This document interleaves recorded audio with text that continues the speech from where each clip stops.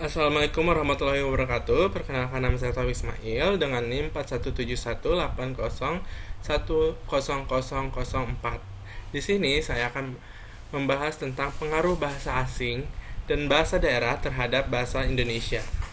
Lanjut ke latar belakang. Latar belakangnya adalah bahasa Indonesia merupakan bahasa Melayu yang dijadikan sebagai bahasa yang resmi bagi Republik Indonesia serta bahasa untuk persatuan bangsa Indonesia.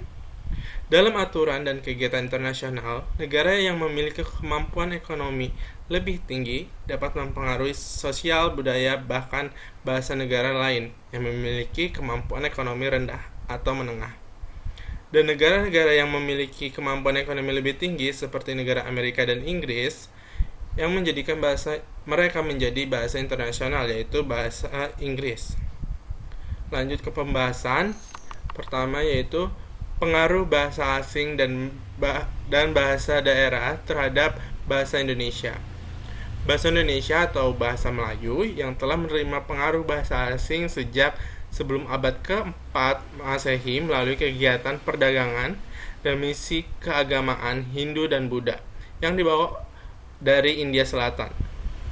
Berdasarkan prasasti pertama berbahasa Melayu kuno tahun 682 sampai 686 Masehi yang ditemukan di Jawa dan Sumatera menurut Codes pada tahun 1930 dan De Kasparis pada tahun 1956. Ditemukan pengaruh bahasa Sanskerta secara signifikan pada ragam tulis yang digunakan di istana. Era globalisasi akan menyentuh semua aspek kehidupan, termasuk bahasa.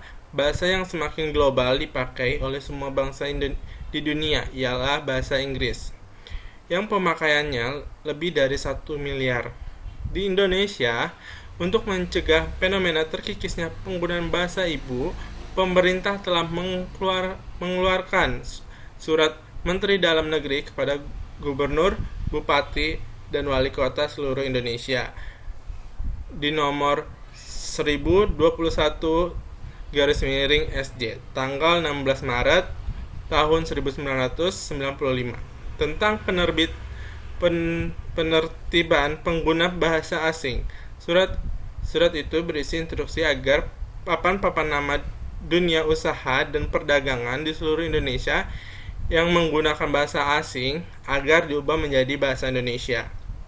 Lanjut, pengaruh bahasa asing dan bahasa daerah terhadap bahasa Indonesia. Contohnya yaitu ada pengaruh dari bahasa Tamil dan Hindi. Pengaruh India setelah bahasa Sanskerta adalah bahasa Tamil dan bahasa Hindi yang dibawa oleh kaum pedagang Tamil. Lalu pengaruh bahasa Portugis. Sepanjang abad ke-16 dan ke-17, bahasa Portugis menjadi bahasa perhubungan di Nusantara untuk kepentingan perdagangan dan penyebaran agama Kristen. Lanjut, dari 47 naskah Dwi Bahasa Belanda Melayu tentang Almanak Pemerintahan, Reglemen Bumi Putra, dan Lembaran Negara yang diterbitkan oleh Balai Pustaka antara tahun 1918 dan 1926. Di sini lanjut kita ke proses pengaruh bahasa asing dan bahasa daerah terhadap bahasa Indonesia. Pada dasarnya, sumber-sumber bahasa asing yang masuk ke Indonesia kurang lebih dapat mempengaruhi penggunaan dan perkembangan bahasa Indonesia. Perkembangan bahasa asing yang masuk terhadap tentunya dapat menambah perbendaharaan bahasa Indonesia itu sendiri dengan pola yang terpantau tentunya. Tidak menyingkirkan nilai budaya dari bahasa Indonesia itu sendiri. Proses pengaruh bahasa asing dan bahasa daerah terhadap bahasa Indonesia. Sejauh ini tampak terasa banyak kosakata yang sebenarnya hasil serapan dari bahasa lain, tetapi sudah kita anggap sebagai kosakata bahasa Melayu atau bahasa Indonesia. Misalnya sebagai berikut: bahasa asal dan contoh kata yang diserap. Pertama, bahasa Sanskerta, yaitu ada agama, bahasa, cerita, cita, guru, harta, pertama, sastra, sorga, dan warta. Dari bahasa Arab ada alam, adil, adat, haram, haji, kitab, perlu, sah, subuh, hisab, madrasah, dan musyawarah. Dari bahasa Belanda ada pipa, baut, kaos, pesta, peluit, setir, brankas, balok, pelopor, dongkrak, nol, bom, dan saku. Dari bahasa Inggris ada keeper, cornell, tim, goal, final, tes, organisasi, proklamasi, legal, administrasi, dan stop.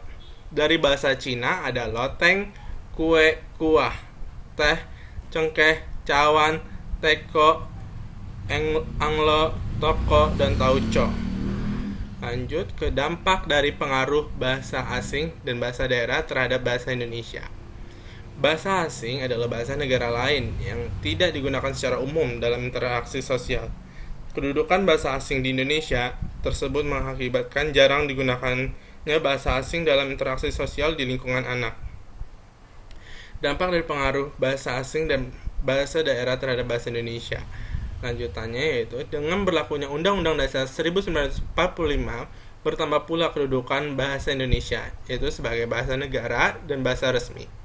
Warga masyarakat pun dalam kegiatan yang berhubungan dengan upacara dan peristiwa kenegaraan harus menggunakan bahasa Indonesia. Untuk melaksanakan fungsi sebagai bahasa negara, bahasa perlu senantiasa dibina dan dikembangkan. Fungsi ini harus diperjelas dalam pelaksanaannya, sehingga dapat menambah kewibawaan bahasa Indonesia.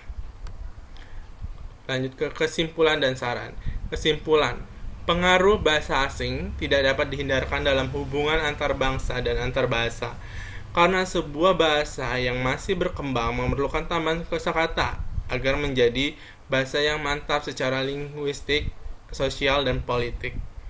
Pengaruh paling dapat diterima adalah pengaruh unsur makna atau konsep, karena keduanya menyangkut kompleksivitas budaya yang berbeda. Sementara unsur bentuk atau struktur gramatika harus tetap dicarikan dalam bahasa penerima. Lanjut, saran dari penulis yaitu adalah masyarakat harus lebih mencintai bahasa Indonesia. Bahasa Indonesia dan bahasa daerah harus lebih dipelajari di lembaga formal seperti sekolah. Bahasa daerah yang ada di Indonesia tidak boleh dihilangkan dalam kehidupan sehari-hari, karena itu merupakan ciri khas bangsa Indonesia. Cara supaya sikap nasionalisme berbahasa Indonesia tidak berkurang yaitu dengan tambahan pelajaran untuk bahasa Indonesia dan bahasa daerah, lebih cinta terhadap bahasa Indonesia, dan sebagainya. Sekian presentasi yang saya sampaikan, kurang lebihnya saya mohon maaf dan terima kasih.